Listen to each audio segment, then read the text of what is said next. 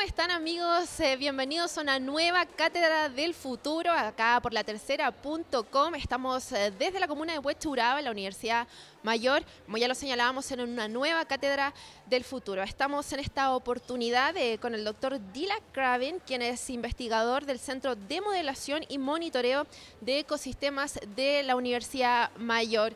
¿Cómo está, doctor? Muy bien, gracias por la invitación. Queremos contarle a nuestros telespectadores que vamos a conversar sobre biodiversidad y los efectos del cambio climático en todos estos organismos vivos. ¿Sí o no, doctor?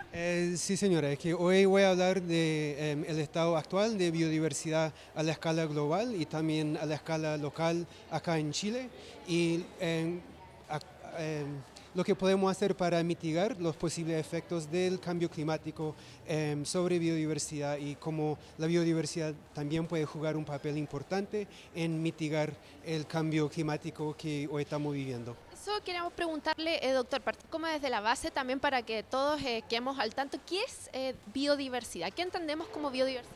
Bueno, biodiversidad es un concepto que antes era como algo en las nubes, ¿cierto? O sea, como que era algo que hablaban de la diversidad de la naturaleza, de los organismos, pero ahora estamos intentando a cuantificarla para poder hacer proyecciones más precisas, para entender los impactos de los humanos sobre ella y también como la misma biodiversidad y los distintos tipos de biodiversidad que hay, como la historia evolucionaria, como la diversidad ecosistémica, pueden jugar un papel importante en mitigar los impactos del cambio climático y también el cambio global en el futuro.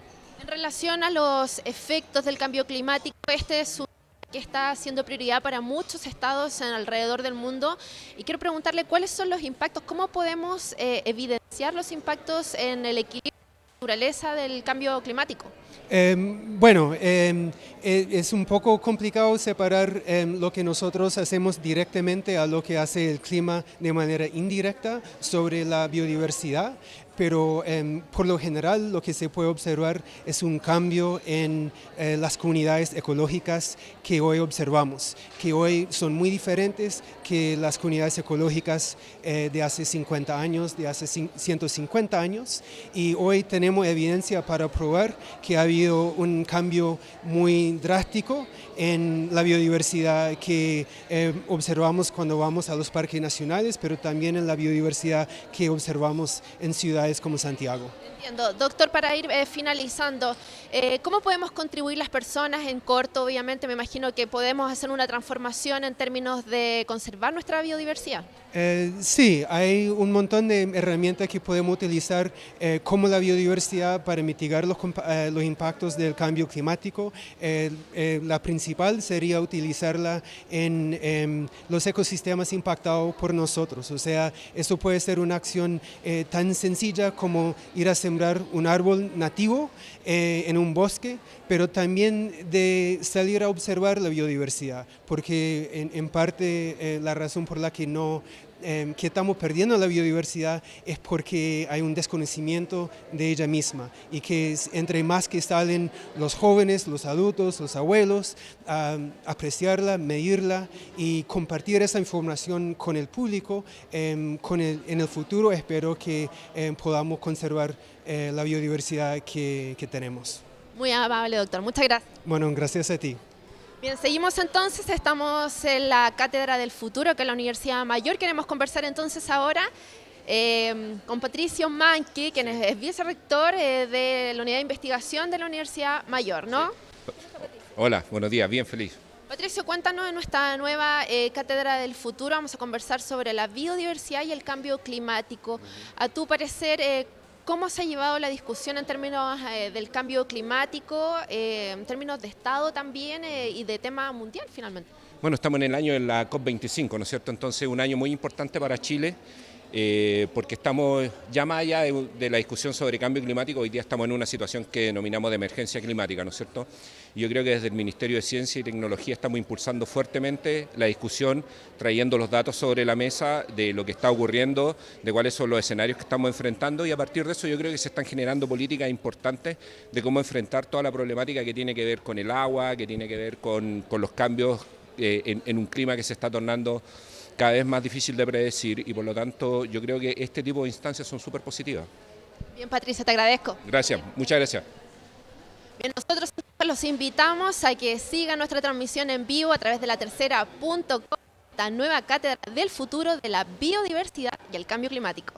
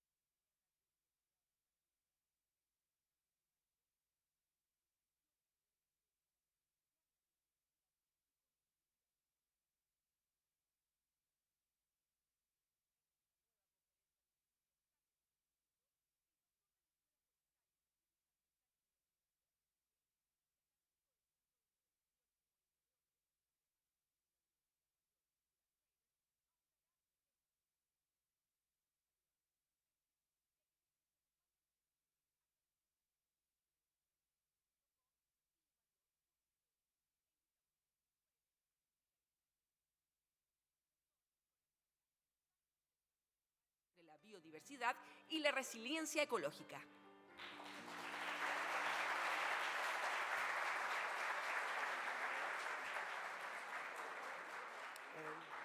Buenos días a todos, muchas gracias por la invitación de participar en esta serie de Cátedra del Futuro, y bueno, ya voy a comenzar una vez que encuentro el ratoncito y así podemos dar inicio a esto. Sobre control L.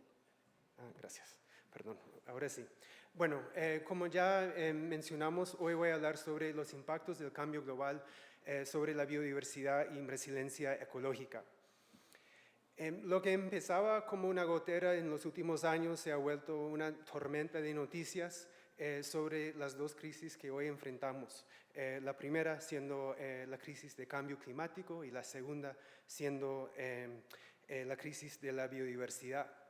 Y se ha vuelto una tormenta de noticias principalmente por la evidencia de primera línea que estamos proveyendo a los organismos internacionales como la IPCC y también la IPBES, en donde esta evidencia está saliendo y el mundo se ha empezado a despertar a las dos crisis que hoy enfrentamos. Como parte de esta información que está saliendo cada vez más, se ha visto una interacción o una dinámica muy importante entre el cambio global y la biodiversidad, donde el cambio global puede afectar la biodiversidad, pero también hemos empezado a hablar sobre el papel potencial de la biodiversidad para mitigar los efectos del cambio global en el futuro. Y este va a ser uno de los temas más importantes en el Congreso que este año se realiza en Santiago, el COP25. Y por la misma razón es un motivo para la charla de hoy, ya para entender esta dinámica entre la biodiversidad y el cambio global. Es importante contestar por lo menos 3 preguntas que hoy vamos a examinar. La primera pregunta es ¿qué es y dónde está la biodiversidad? La segunda es cómo y dónde impactamos la biodiversidad. Y por último, cómo puede la biodiversidad mitigar las consecuencias del cambio global. Bueno, ya para dar inicio a la primera pregunta, tenemos que entender lo que es la biodiversidad, porque antes era un concepto muy efímero, no muy cuantitativo. Y ahora se ha vuelto más cuantitativo, principalmente porque ya empezamos a usar una definición que los científicos hoy aceptamos. Y hoy entendemos que la biodiversidad es un conjunto de conceptos científicos, empezando con diversidad taxonómica, que es como la cantidad de especies que ocurren en un sitio, pero también hay otras facetas de la biodiversidad que son importantes, como la diversidad genética, que representa la diversidad de historia evolucionaria de las especies que ocurren en un sitio. También está la diversidad funcional, que representa la diversidad de funciones que cada especie juega en su comunidad. Y por último, como a una escala espacial más grande, está la diversidad ecosistémica, donde con mayor diversidad de tipos de ecosistemas, esto puede aumentar la diversidad de una región. Pero bien, una pregunta también importante con respecto a la biodiversidad es ¿cuánto sabemos sobre ella? Para muchos organismos, o sea, para lo que es el mundo de la naturaleza, nuestro conocimiento es asimétrico. Eso significa que sabemos más de un grupo de organismos que de otros. Y en este caso sabemos un montón sobre lo que son mamíferos y aves, pero menos sobre plantas y hasta mucho menos sobre lo que son insectos y microbios.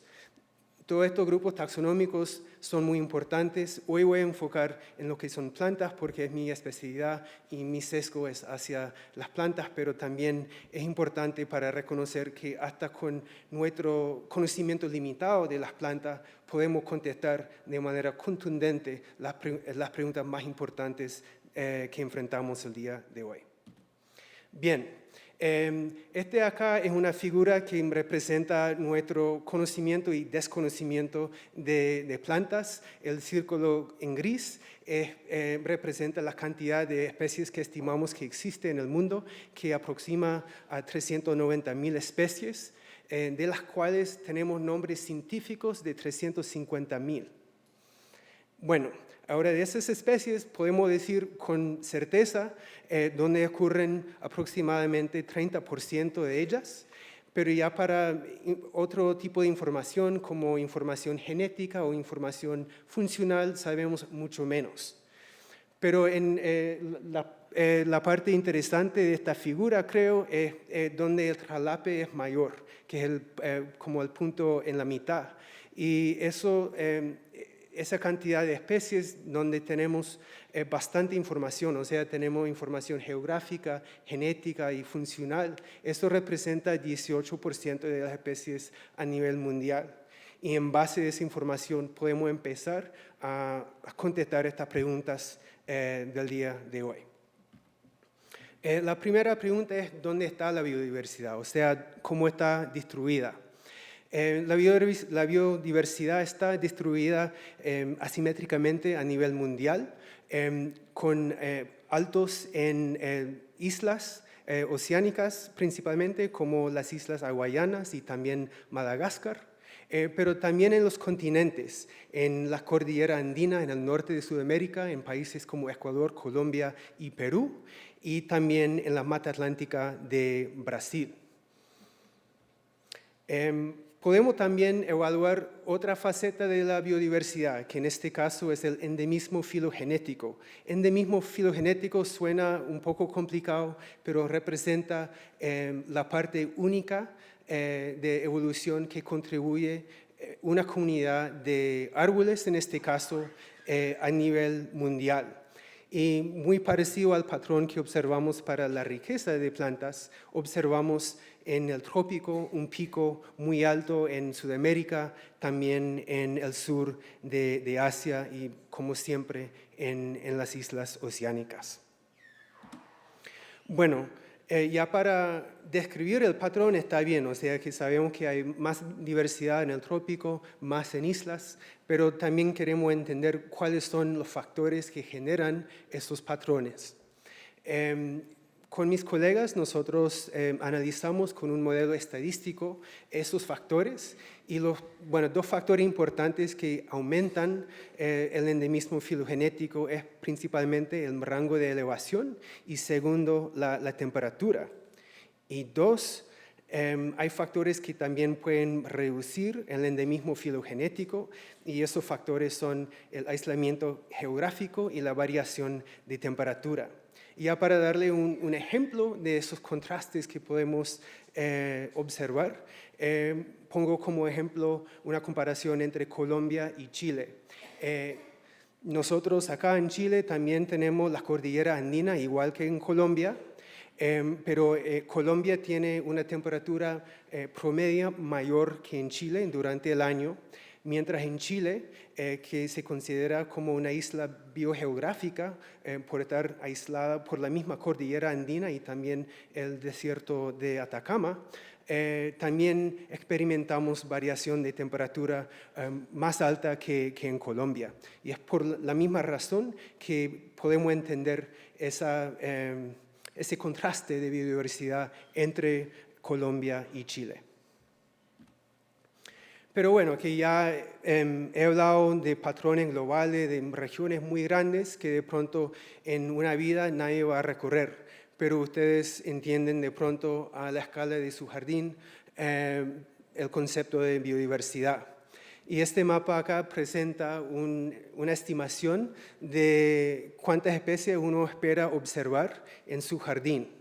Y entonces si comparamos un jardín típico acá en Santiago, se espera observar más especies, como hasta 10 o 12 especies, que es mayor que la cantidad que tienen mis padres en su casa en los Estados Unidos. Pero si comparamos la diversidad de un jardín típico en Brasil o en Indonesia, donde hay más de 100 especies por hectárea, nada que ver. O sea que ese es un patrón a una escala menor que es muy parecido a la escala regional que antes observamos. Pero igual es importante entender cuáles son los factores que determinan estos patrones y ya entendiendo estos mecanismos nos ayudan a entender qué es lo que produce la biodiversidad para después entender cómo puede ser impactada por otros factores. Y acá presento un análisis de los factores que explican la variación espacial de la riqueza de especies a la escala de país.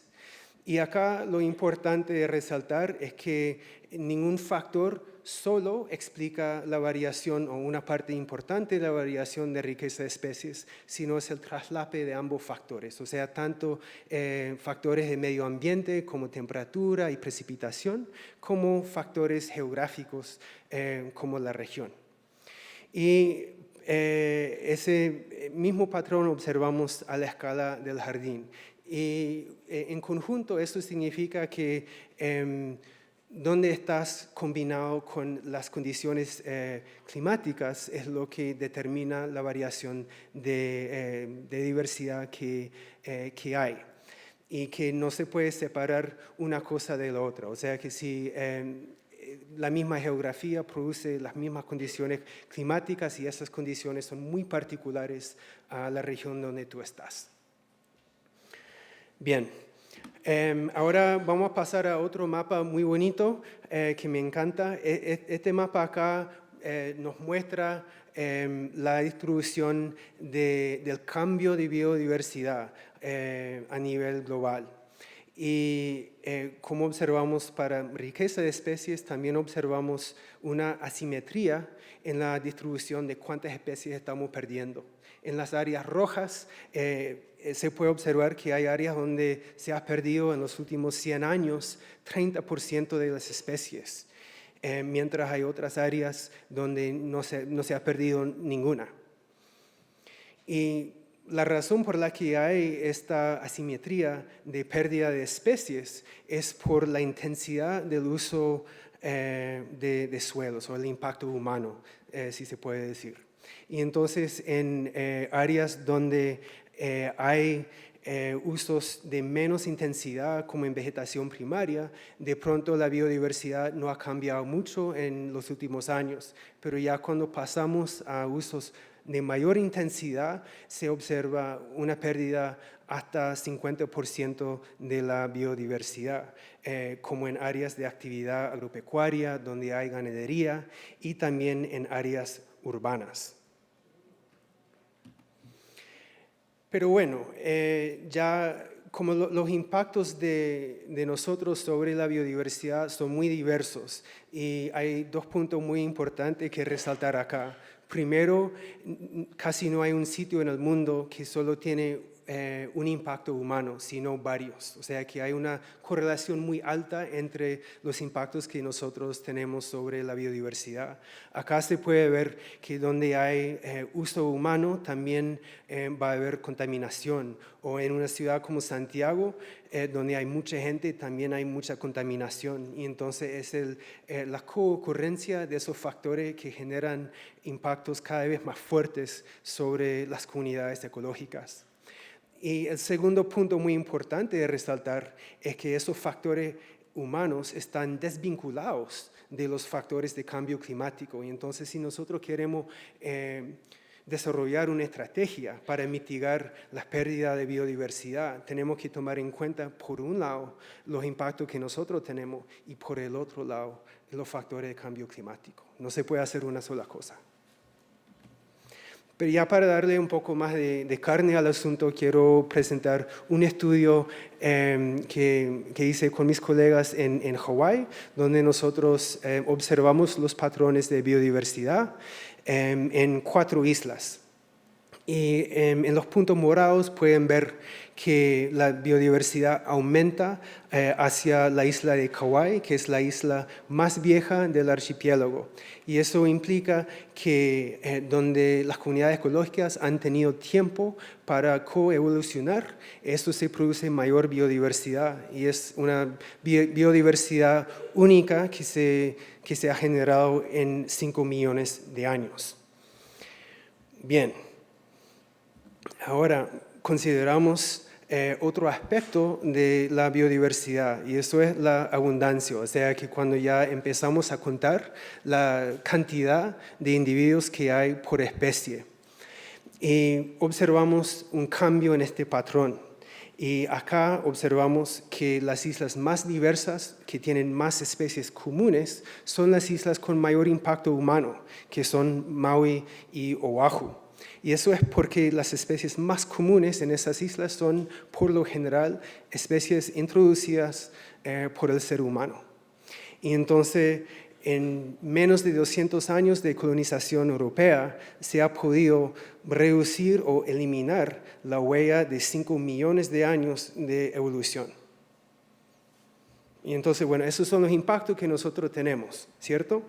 Pero ya para no terminar la charla con una nota tan negativa, quiero dar un paso hacia adelante y que hay un futuro importante para la diversidad y cómo podemos usarla para asegurar nuestro bienestar en el futuro. Bueno, hoy día, dejando de lado la tormenta de ayer, estamos viviendo un par de eventos extremos climáticos como una sequía, pero también acá hay otros tipos de eventos climáticos importantes, se dan inundaciones, etc. Y estos eventos extremos que se dan cada vez más en esta situación del cambio global que hoy vivimos, tienen un efecto muy fuerte sobre los servicios ecosistémicos que proveen bienes que nos mantienen vivos. Pero que no es una relación directa de que hay una sequía, hay menos servicios ecosistémicos, sino que también tenemos que considerar las características ecológicas de las comunidades que también son afectadas por el cambio climático o el cambio global también. Y esta pregunta empezaron a contestar con experimentos hace como 30 años, en que empezaron a manipular la biodiversidad de comunidades, de comunidades de pastizales. Y que no sabían en ese momento que si manipulando la riqueza, ¿qué pasaría con la producción de los servicios ecosistémicos? Si la producción iba a ser mayor, con más diversidad o menor. Y después de 30 años de investigación, se observa una relación positiva y muy fuerte entre la biodiversidad y la producción ecosistémica, o la producción de servicios ecosistémicos, perdón. Y esto significa que comunidades más diversas, por lo general, producen más servicios ecosistémicos, como biomasa que se utiliza para el secuestro de carbono. Y otro aspecto que puede proveer la diversidad también nos ayuda a mitigar los efectos o los impactos de eventos climáticos. Acá presento una gráfica donde indica que con más diversidad de especies, la comunidad es más resistente a un evento climático. Y eso quiere decir que la producción de biomasa cambia menos en comunidades más diversas que en comunidades menos diversas. Y con el tiempo, esto nos lleva a una producción más estable de los servicios ecosistémicos, o sea que comunidades más diversas año tras año van a producir la misma cantidad de servicios ecosistémicos de los cuales nosotros dependemos para nuestro bienestar que comunidades de menos especies. Uno de los mecanismos importantes para producir estos efectos se llama un efecto de dilución. Y nosotros observamos este efecto en estos experimentos de pastizales, donde la diversidad filogenética, que es la diversidad de historia evolucionaria, donde había más diversidad filogenética, había más estabilidad. Y lo que pasa que en ese tipo de comunidad es que las plagas y también las enfermedades que son asociadas principalmente con una especie o con dos, si hay otras especies, las otras especies compensan por la baja producción de otra especie. Y entonces eso permite que, como en totalidad, la comunidad sigue produciendo la misma cantidad de biomasa año tras año. Bueno, pero estos son resultados que presento de experimentos y es importante y también imprescindible intentar traducir estos resultados al mundo real en que vivimos, que no es tan limpio y no tan homogéneo como un experimento. Esta acá es una foto de un bosque secundario en Panamá. Los bosques secundarios son como un ecosistema modelo del mundo real, porque son ecosistemas donde se cambia más la biodiversidad, pero también tiene alto potencial de proveer servicios ecosistémicos. Acá podemos observar estos dos factores. Por un lado, en el mapa se puede ver en las partes verdes que los bosques secundarios que tienen apenas 20 años son capaces de almacenar 250 megagramos de biomasa por hectárea.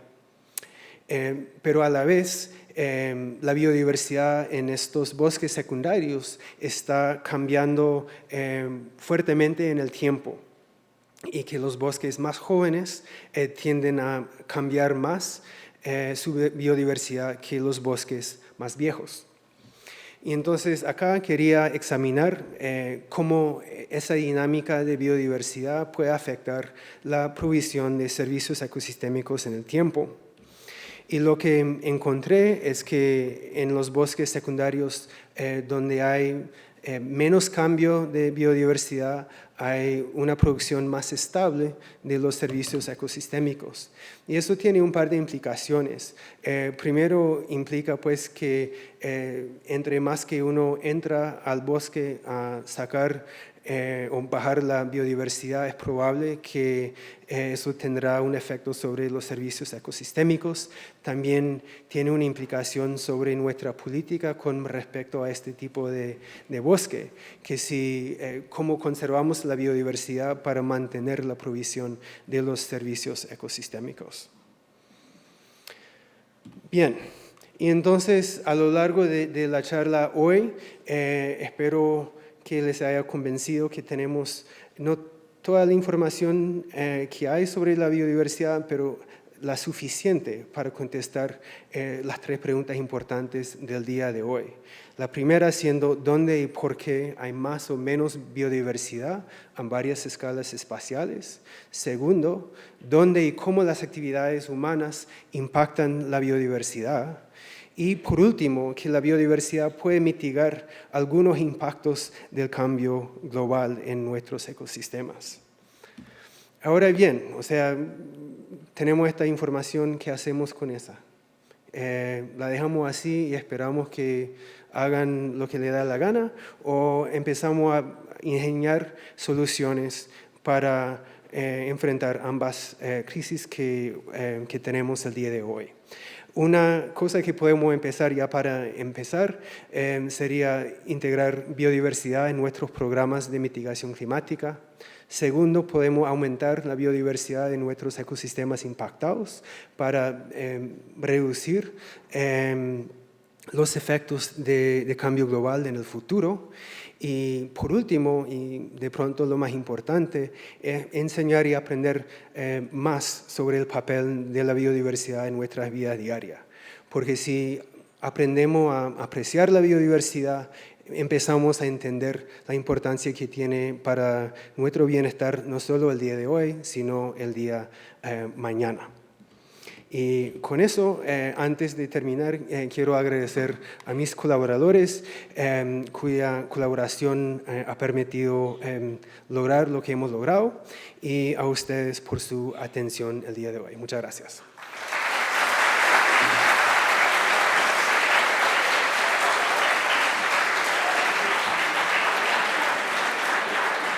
Le damos las gracias al Dr. Dylan Craven por su interesante charla. Ahora los invitamos a una ronda de preguntas. Un monitor se acercará a ustedes con un micrófono. Agradecemos a todos los presentes y los esperamos en una nueva Cátedra del Futuro. Muy buenas tardes. Hay una pregunta.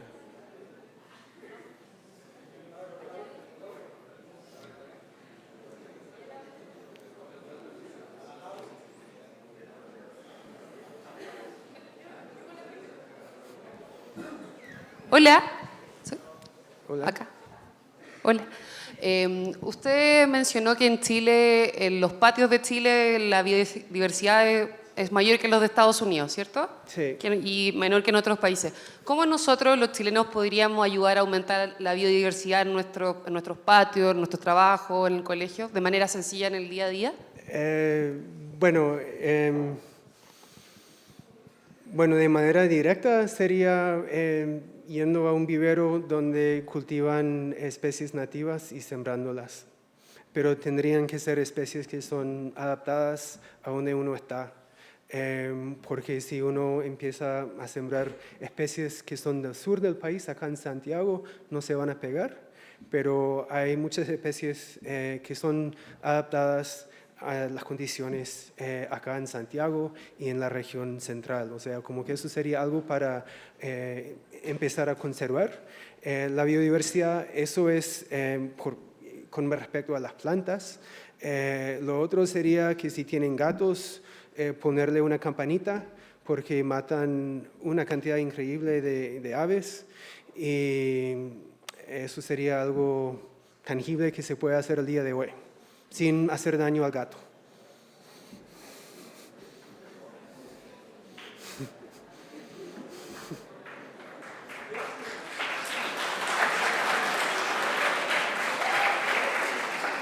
Hay dos preguntas allá.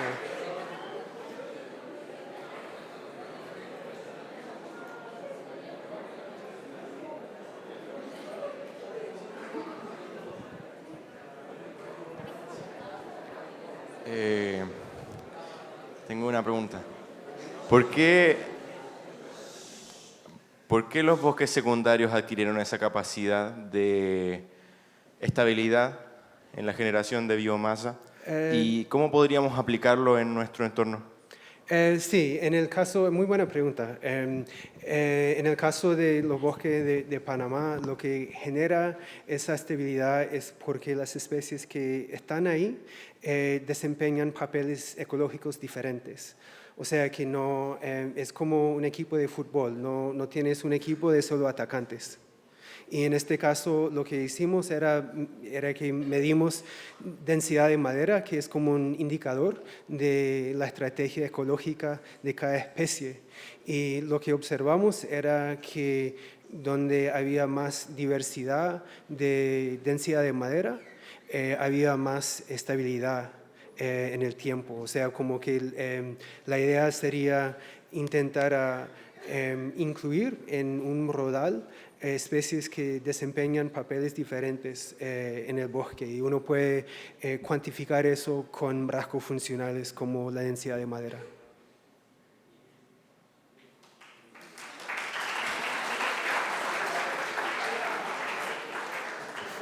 Ya, hola. Yo quería preguntar por qué la temperatura aumenta la biodiversidad. Bueno, hay un par de teorías interesantes sobre ese tema. Creo que no es una relación que se satura. O sea, como en el caso de plantas, las plantas tienen una capacidad increíble de tolerar el calor. Primero, siempre y cuando hay suficiente agua disponible. Y entonces la combinación en el trópico es que hay un montón de precipitación, pero también hace bastante calor. Y siempre y cuando hay agua y que hace mucho calor, las especies están felices, pueden crecer rápidamente. Que la tasa de crecimiento de un bosque en Panamá o Brasil es un par de veces más rápido que los bosques de acá, por la sencilla razón que hay más temperatura que acá, a pesar de que de pronto tienen la misma cantidad de agua. Eso por un lado, o sea, como si vas al desierto, no hay agua, hay alta temperatura, no hay mucha diversidad.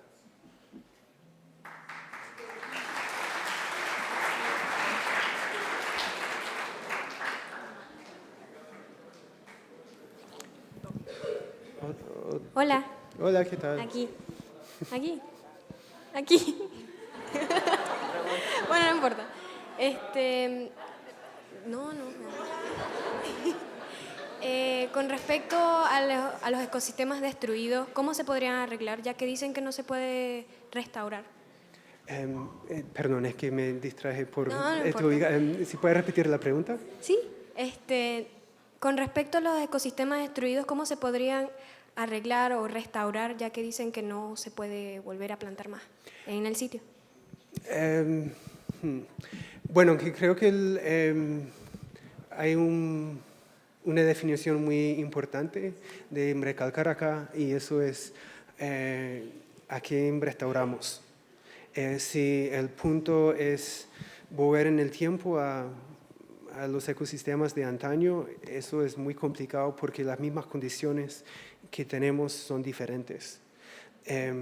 O sea, como que nuestra línea base va cambiando. Y Yo diría que para restaurar los ecosistemas que tenemos sería mediante la búsqueda de especies que proveen servicios ecosistémicos en el contexto de hoy, o sea, que especies que son adaptadas a las condiciones de temperatura, de precipitación, y a pesar de una sequía, estas especies pueden seguir produciendo oxígeno, que pueden seguir secuestrando dióxido de carbono, pero que también tenemos que aceptar que por los fuertes cambios que se han dado hasta proveer la misma cantidad de servicios ecosistémicos, eso también está muy complicado. Pero eso sí es por un lado, o sea, como que por lo general, o sea, que hay que cambiar la línea base, pero también hay que buscar las especies que sí son adaptadas a las nuevas condiciones que tenemos.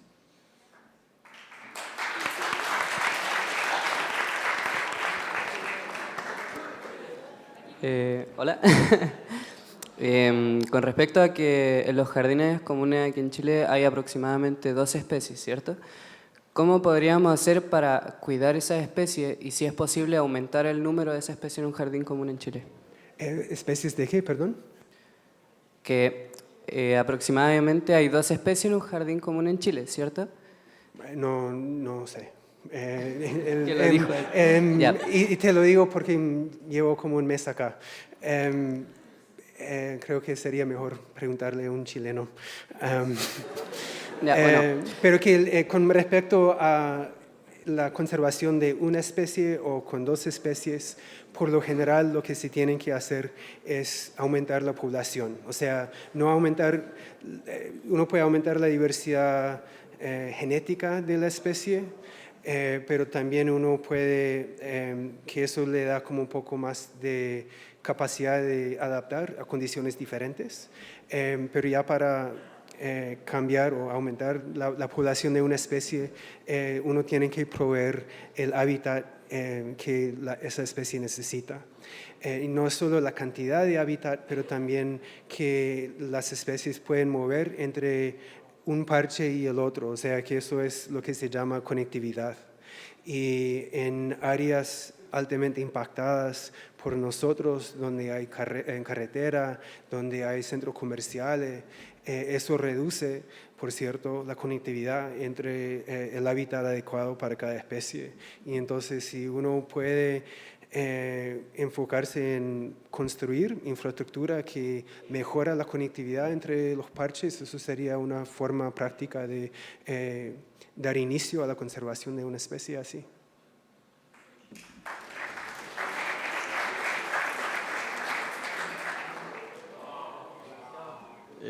Hola, te quería preguntar que si sabías nomás que en qué cantidad la biodiversidad mitiga el cambio climático. Muy buena pregunta. Dependiendo del... bueno, eso siempre va a cambiar un poco dependiendo del tipo de ecosistema de que hablamos. Puedo contestar sobre los ecosistemas experimentales en pastizales, que es un caso muy específico, pero que pudimos cuantificar esa capacidad en esos ecosistemas y en comunidades más diversas. Creo que pudieron mitigar como el 50% de los impactos de cambio climático.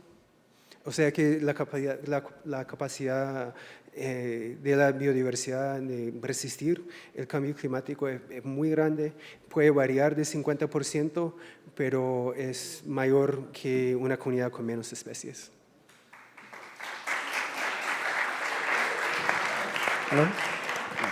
Mi pregunta es, ¿qué opinas sobre el activismo medioambiental en los adolescentes y qué opinas sobre lo que está haciendo la Greta? ¿Cuál era la última parte, perdón? La última parte, ¿de qué opina lo que está haciendo la Greta? Sí, la de Noruega, ¿cierto? Bueno, primero, no, es que el papel que estudiantes en los colegios tienen es sumamente importante. Era por eso que estaba enfatizando en la última diapositiva la idea de que uno tiene que aprender y también enseñar sobre la biodiversidad, porque mediante no solamente ustedes, pero otros de otras generaciones como la mía, entre lo que hay como un desvínculo un poco entre nuestra vida cotidiana y la naturaleza. El activismo estudiantil es fundamental para reducir esa distancia entre nuestra vida diaria y la naturaleza, que si salen al parque o que cuando van caminando al colegio y encuentran una especie, hay aplicaciones en sus celulares que pueden usar para observar la biodiversidad. De pronto encuentran una especie que no conocen, pueden tomar una foto. Hay aplicaciones ahora que te ayudan a identificarla. Y esa información se puede subir a una plataforma de información de biodiversidad que se comparte a nivel mundial y que los científicos utilizamos muchísimo en nuestras labores. Y eso sería un aporte, o sea, un resultado, digamos, del activismo. Por el lado como más político, diría que es importante ver que si ustedes van a vivir los impactos más fuertes de la crisis que vivimos, que hay que hacer algo. Y en Greta es un ejemplo espectacular de la posibilidad de actuar. Y que si actúan entre más que lo hacen, como en la marcha la semana pasada, creo que va a haber más conciencia con respecto a la importancia que nosotros como sociedad damos, no solamente a la biodiversidad, pero a nuestra calidad de vida hoy y en el futuro.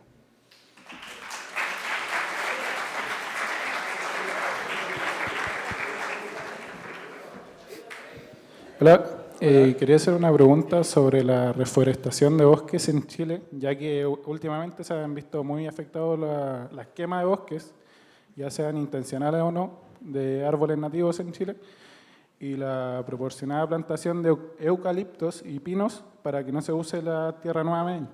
¿Cómo se podría usar de nuevo? Bueno, eso sí... hay investigadores que manejan mucho mejor ese tema que yo, pero que lo que entiendo de su investigación es que hay cada vez más interés en cómo cambiar las plantaciones de especies exóticas a especies nativas y cuáles son los pros y contras de hacerlo desde una perspectiva económica y también ecológica. Algo muy interesante, o sea, lo que me parece muy llamativo de plantaciones en general, sin importar la procedencia de la especie, si es nativa o exótica, el hecho que hay un bosque ahí ayuda a la regeneración de plántulas de especies nativas. Y entonces, o sea que las plantaciones de eucalipto tienen un papel económico muy fuerte acá en el país. Pero se puede hacer una transición a especies nativas pero ambas plantaciones se puede utilizar como para mantener algo de la biodiversidad que hay de los bosques nativos. No es una respuesta como tan contundente como hubiera querido darte, pero hay manejo que se puede dar en las plantaciones, pero también en los bosques nativos para mitigar los impactos del impacto de nuestra actividad, porque también las plantaciones es un ejemplo muy fuerte de lo que nosotros hacemos como especie, pero también si van a un bosque secundario en el sur, también observan que tampoco están intactos, o sea, como que hay mucha gente que entra y sale, y esta actividad también tiene repercusiones ecológicas porque el pastoreo de las vacas y otros animales reduce la regeneración de las especies nativas que en el futuro podría generar lo que se llama una deuda de extinción, o sea, como que de pronto hoy observamos 10 especies, pero que no sabemos mucho sobre la viabilidad de ellas. Y esos tipos de impactos se generan no solamente por las plantaciones, pero también por nuestra actividad en los bosques nativos que hay hoy en día. Gracias. Los presentes y los esperamos en una nueva Cátedra del Futuro. Muy buenas tardes.